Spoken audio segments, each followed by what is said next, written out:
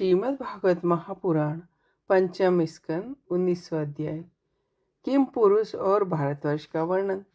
श्री सुखदेव जी कहते हैं, राजन, किम पुरुष वर्ष में श्री लक्ष्मण जी के बड़े भाई आदि पुरुष सीता हृदय राम भगवान श्री राम जी के चरणों के सानिध्य के रसिक परम भगवत श्री हनुमान जी अन्य केंद्रों के सहित अविचल भक्ति भाव से उनकी उपासना करते हैं। वहाँ अन्य गंधर्वों के सहित अष्टशैन उनके स्वामी भगवान राम की परम कल्याणमयी गुण गाथा गाते रहते हैं। श्री हनुमान जी उसे सुनते हैं और स्वयं भी इस मंत्र का जाप करते हुए इस प्रकार उनकी स्तुति करते हैं। हम ओंकार स्वरूप पवित्र कीर्ति भगवान श्री राम को नमस्कार करते हैं। आप में सत्पुरुषों के लक्षण, शील और आचरण विद्यमान है। आप बड़े ही लोक आराधना तत्पर, साधुता की परीक्षा के लिए कसौटी के समान हैं। ऐसे महापुरुष महाराज राम को हमारा पुनः पुनः प्रणाम है। भगवान, आप विशुद्ध बौद्ध स्वरूप, अद्वितीय, अपने स्वरूप के प्रकाश के गुणों के कार्य रूप, जागृत आदि संपूर्ण अवस्थाओं का निराश करने वाले हैं। मैं आपकी शरण में हूँ। प्रभु, आपका मनुष्य अवतार केवल राक्षसों के वध के लिए नहीं है। इसका मुख्य उद्देश्य तो मनुष्यों को शिक्षा देना है। अपने स्वरूप में ही रमण करने वाले साक्षात जगदम्बा जगदीश्वर सीता जी के वियोग में इतना दुख कैसे हो सकता था। आप धीर पुरुष के आत्मा और प्रियतम भगवान वासुदेव हैं। त्रिलोकी की किसी भी वस्तु में आपकी आसक्ति नहीं। आप न तो सीता जी के लिए मोह को ही प्राप्त हो सकते हैं, न लक्ष्मण जी का त्याग कर सकते हैं। आपके ये व्यापार केवल लोक शिक्षा के लिए है। देवता, असुर, वानर, मनुष्य कोई भी हो, उसे सब प्रकार से श्री राम रूप आपका ही भजन करना चाहिए, क्योंकि आप नर रूप में साक्षात श्री हरि ही हैं और थोड़े किए को बहुत अधिक मानते हैं। भारतवर्ष में भगवान दयावश नर नारायण रूप धारण करके संयमशील पुरुषों पर अनुग्रह करने के लिए अव्यक्त रूप से कल्प के अंत तक तप करते रहते हैं। उनकी ये तपस्या ऐसी है कि जिससे धर्म, ज्ञान, वैराग्य, ऐश्वर्य, शांति और उपरति की उत्तरोत्तर वृद्धि होकर अंत में आत्मस्वरूप की उपलब्धि प्राप्त हो सकती है। वहाँ भगवान नारद जी स्वयं भगवान के ही कहे हुए योग शास्त्र के सहित भगवत महिमा को प्रकट करने वाले 5 रात दर्शन का सावर्णी मनु को उपदेश करने के लिए भारतवर्ष की वर्णावस्था धर्मावलंबी प्रजा के अत्यंत भक्तिभाव से भगवान श्री नर नारायण की उपासना करते हैं और इस मंत्र का जाप कर उनकी स्तुति करते हैं। ओंकार स्वरूप अहंकार से रहित निर्धनों के धन, शांत स्वभाव, ऋषि प्रवर भगवान नर नारायण को नमस्कार है। वे परमहंसों के परम गुरु और आत्मरामों के अधीश्वर हैं। उन्हें बारंबार नमस्कार है।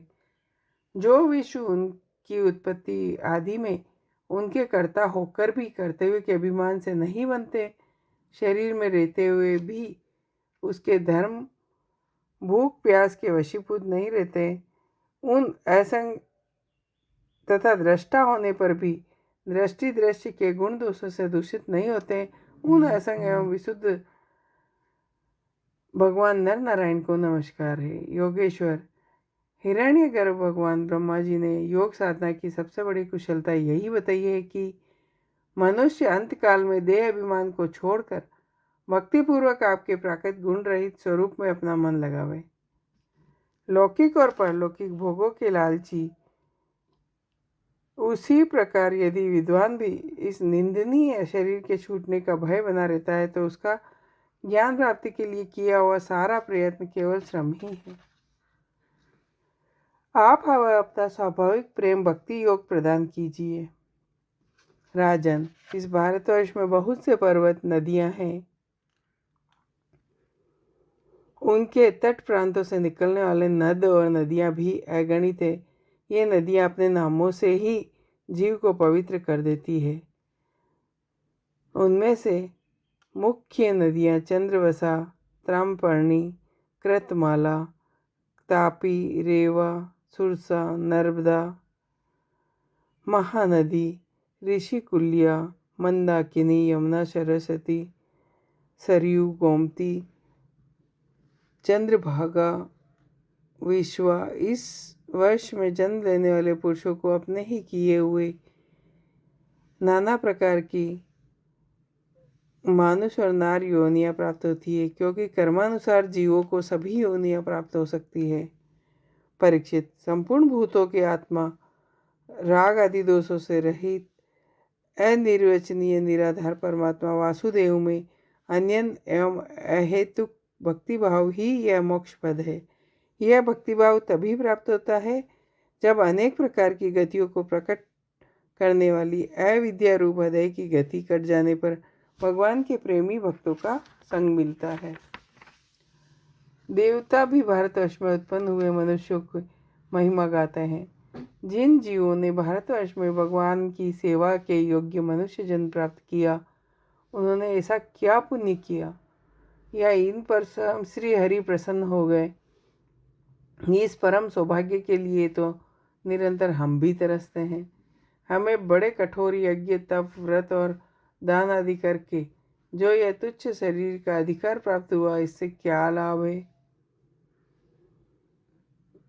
यह स्वर्ग तो क्या, जहाँ के निवासियों की एक कल्प की आयु होती है, किंतु जहाँ से फिर संसार चक्र में लौटना पड़ता है। उन ब्रह्मलोक आदि अपेक्षा भारत भूमि में थोड़ी आयु वाले होकर जन्म लेना अच्छा है, क्योंकि यहाँ धीर पुरुष एक क्षण में ही अपने इस शरीर से किए हुए संपूर्ण कर्म भगवान को अर्पण करके उनका अभय पद प्राप्त कर सकता है। जहाँ भगवत कथा की अमृतमयी सरिता नहीं बहती, जहाँ उसके उद्गम स्थान भगवत भक्त साधुजन निवास नहीं करते, जहाँ नृत्य, गीत आदि के साथ बड़े समारोह से भगवान यज्ञ पुरुष की पूजा अर्चना नहीं हो जाती, वह चाहे ब्रह्मलोक ही क्यों न हो, उसका सेवन नहीं करना चाहिए।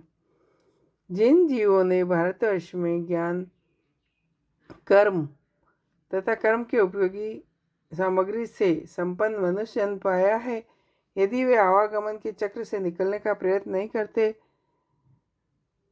तो व्याध की फांसी से छूटकर भी फलादि के लोभ से उसी वृक्ष पर विहार करने वाले वनवासी पक्षियों के समान फिर बंधन में पड़ जाते हैं। भारतवासियों का कैसा सौभाग्य है जब ये यज्ञ में भिन्न भिन्न देवताओं के उद्देश्य से अलग अलग भाग रखकर मंत्र और द्रव्य आदि योग से श्रद्धापूर्वक उन्हें हवि प्रदान करते हैं। तब इस प्रकार इंद्रादि भिन्न भिन्न नाभों से पुकारे जाने पर संपूर्ण कामनाओं को पूर्ण करने वाले श्री हरि प्रसन्न होकर उस हवि को ग्रहण करते हैं।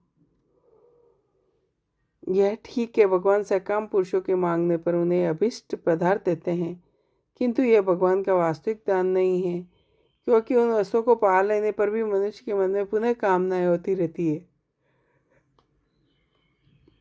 अतः अब तक स्वर्ग सुख भोग लेने के बाद हमारे पूर्वकृत यज्ञ, प्रवचन, शुभ कर्मों आदि यदि से कुछ बचा हो, तो उसके प्रभाव से हमें इस भारतवर्ष में भगवान की सम्मति से युक्त मनुष्य जन्म मिले, क्योंकि श्री हरि अपना भजन करने वाले का सब प्रकार से कल्याण करते हैं। श्री सुखदेव जी कहते हैं, राजन, राजा सगर के पुत्रों ने अपने यज्ञ के घोड़ों को ढूंढते हुए इस पृथ्वी को चारों ओर से खोदा था। उससे जम्बूद्वीप के अंतर्गत ही 8 उपद्वीप बन गए, ऐसा कुछ लोगों का कथन है। वे स्वर्णप्रस्थ, चंद्र शुक्ल, आवर्तन, रमणक, मंदर हरिण, पांचजन्य, सिंहल और लंका है।